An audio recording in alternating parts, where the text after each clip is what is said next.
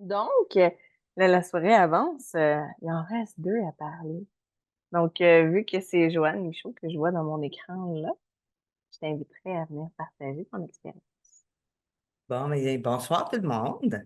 Euh, Moi, ça a commencé, en fait, au mois de mars l'année passée, j'avais un service de garde à la maison depuis 8 ans et demi à peu près. Mais depuis le début de l'année passée, je sentais qu'il y avait une grosse fatigue qui s'accumulait. À l'automne précédent, j'avais eu un gros problème de haute pression. Je m'étais retrouvée à l'hôpital, puis on m'avait médicamenté. Oh, je sais pas si c'est moi, mais je t'entends plus. Qu'est-ce qui se Ah, passe? là, c'est revenu. Tu revenu?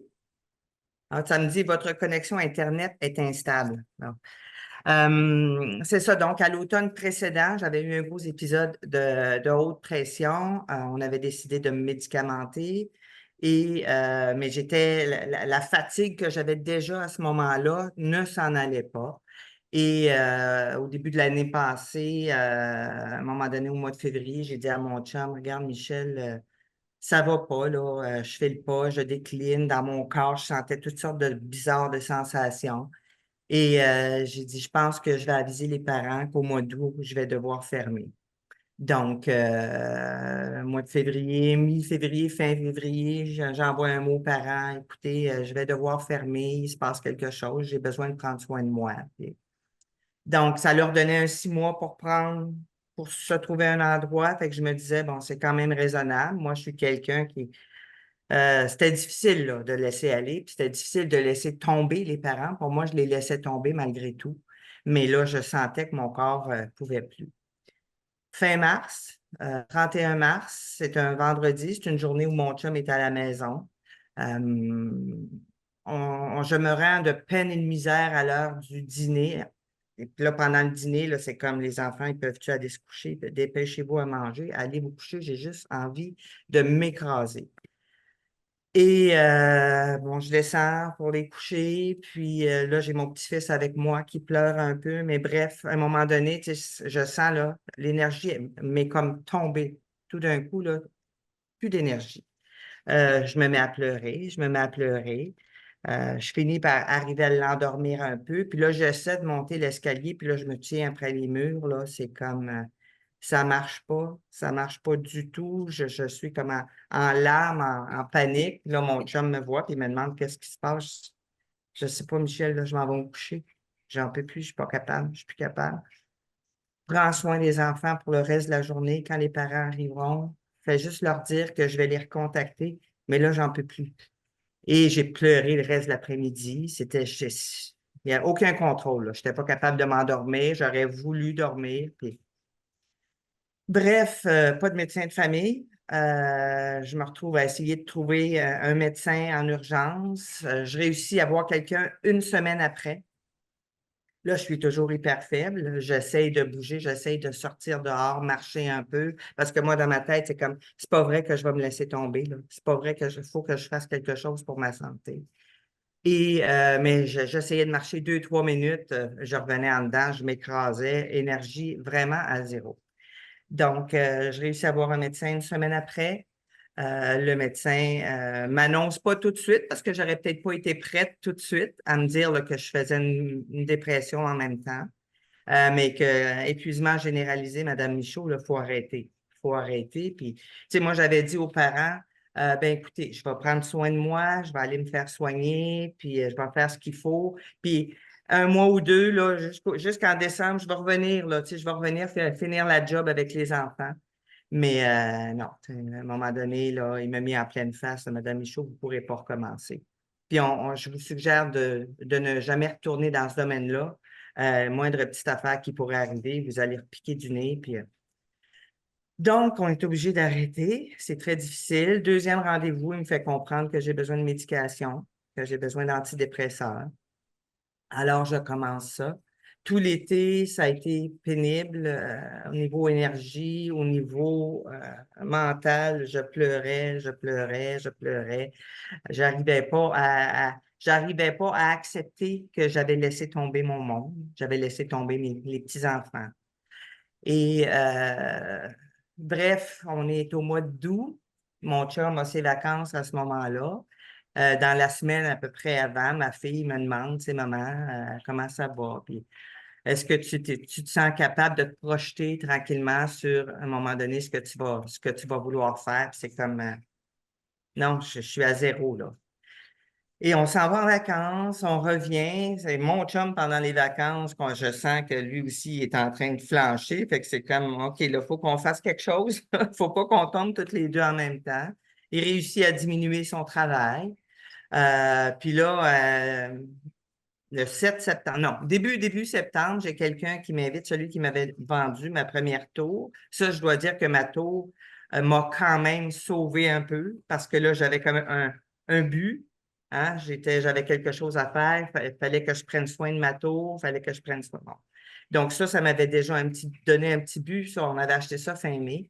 Et la personne qui m'avait vendu ma tour m'a contacté au début de septembre. Ah, est-ce que ça te tente de devenir ma partenaire? Puis, tu sais, là, je ne comprenais pas en tout. Devenir ta partenaire, là, c'est comme, qu'est-ce qui se passe? Mais entre-temps, moi, quand j'avais eu des problèmes avec ma tour durant l'été, quand j'avais des questions, que je posais la question dans le système, j'avais tout le temps une belle petite Nathalie qui venait me répondre de manière très généreuse, une dame très abondante, l'abondance, ma tour. Nathalie, elle venait régulièrement me répondre à mes questions.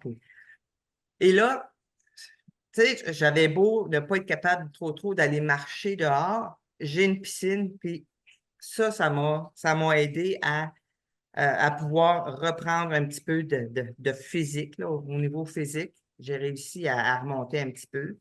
Puis, mais je ne me voyais pas faire ça. Je me voyais pas être distributrice. Mais à force de jaser avec Nathalie, à un moment donné, elle me disait, ben regarde, Joanne, tu le fais déjà. Tu parles déjà de ta tour là, quand tu mets des belles photos, puis tu en parles avec passion. Donc, c'est tout ce que tu as besoin de faire. Là, donc, dans ma piscine, là, c'était comme, OK, bon, OK, si je m'essaye, c'est avec toi. Mais je vais vendre des tours, des Juice Plus, je voulais rien savoir de ça. Pour moi, des Juice Plus, c'était des vitamines et c'est tout. Quelque part au début octobre, je suis allée dans un événement et la personne qui était là me parlait beaucoup des Juice Plus. Et à un moment donné, elle a donné le mot magique. Elle a dit qu'il y avait un programme Healthy Starts pour des enfants. Donc, moi qui avais les enfants à cœur, là, c'était comme ah ouais, ah oui, il y a un programme comme ça pour des enfants.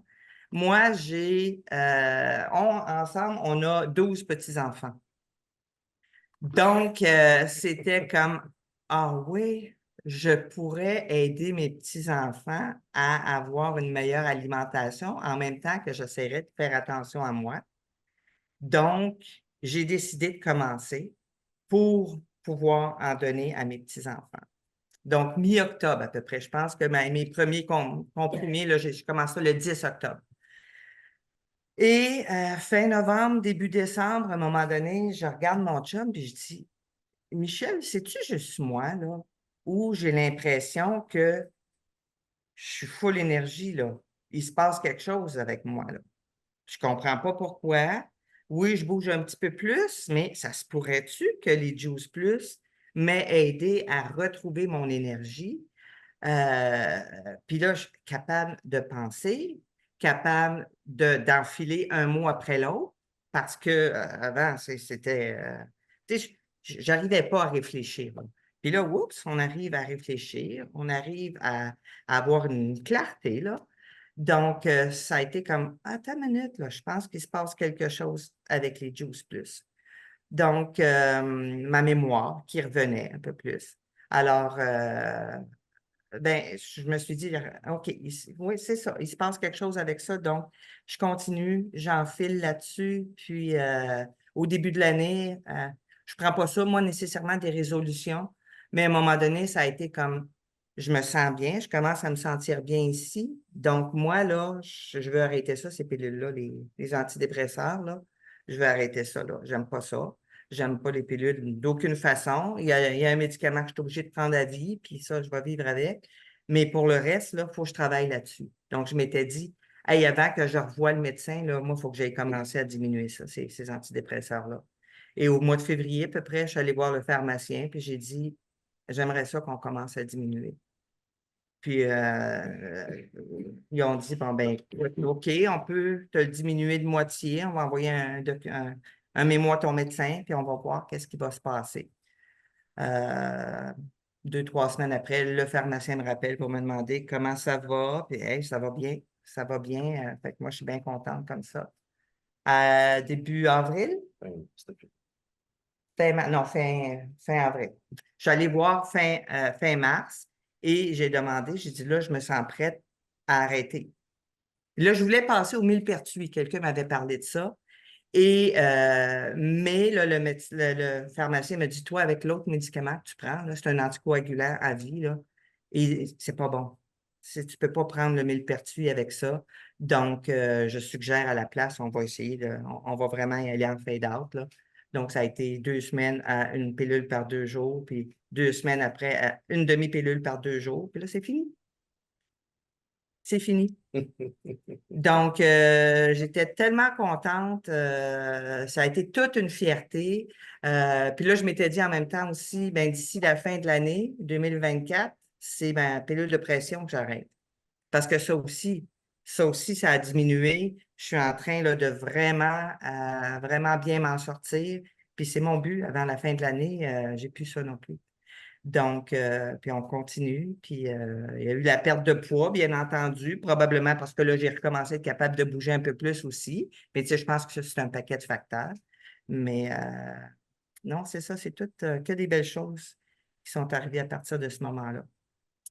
Et, voilà.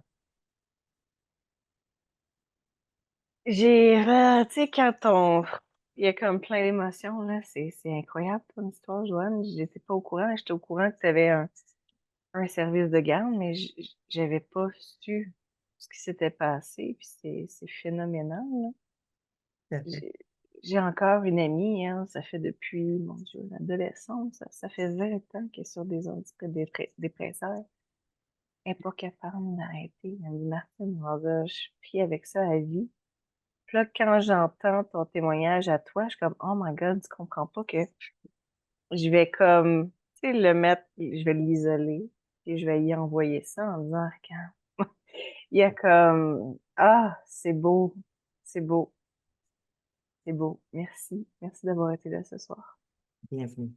Merci.